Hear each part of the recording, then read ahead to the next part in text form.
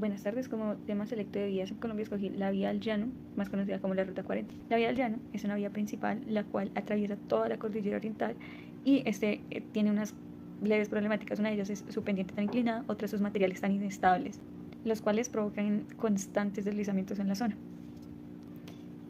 Esta vía la escogí porque creo que es una de las vías en las cuales podemos evidenciar de forma más pronunciada las curvas y las peraltes de la zona. En este caso, vamos a hablar un poco de cómo Invías hace la gestión para garantizar la seguridad y la operatividad de esta vía.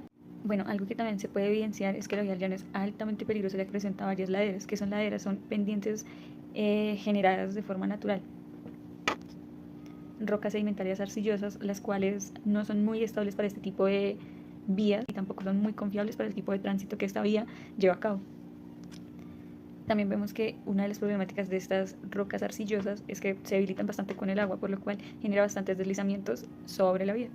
Puntos que podemos evidenciar en esta parte de la geología y estabilidad. Primero es la ubicación y topografía, la segunda es la composición litológica y la tercera la técnica estructural y la cuarta es la problemática geológica general.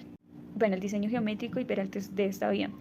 Para tener en cuenta y para introducirnos un poco, el peralte es la pendiente transversal desde la calzada en la curva.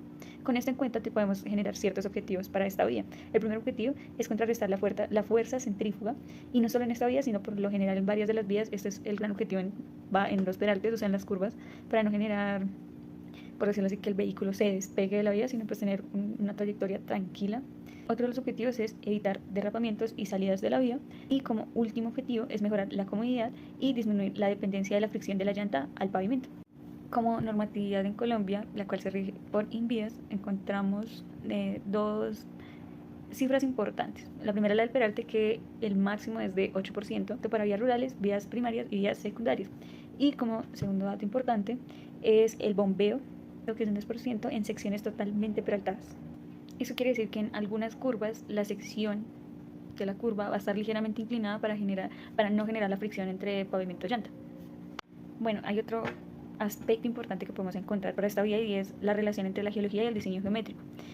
Algo que se debe tener en cuenta antes de realizar una vía es primero la trazabilidad de la vía.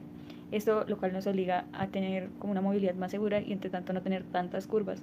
En el caso de esta llega a tener bastantes curvas cerradas con radios pequeños y llegando al tope de peraltes máximos.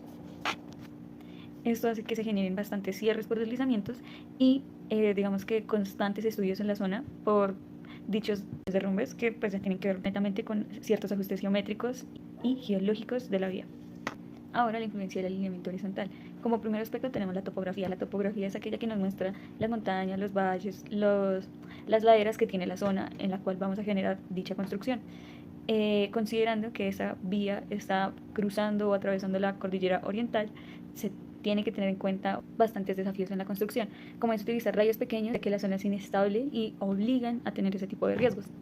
También tenemos las fallas geológicas, las cuales se llegan a presentar en zonas de alto riesgo sísmico, como es esta zona, con un diseño geográfico bastante modificado y en zonas en las cuales se les deben agregar curvas o túneles.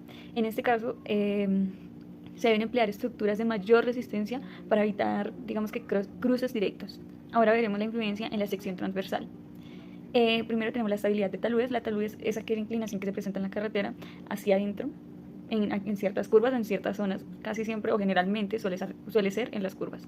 En este espacio podemos ver que una de las cosas más importantes es la competencia del material geológico. ¿Esto qué quiere decir? Dependiendo de la geología se puede determinar la inclinación que puede llegar a tener la talud. Esto dependiendo de los materiales utilizados, si la talud es vertical o inclinada, o si las taludes es más suaves.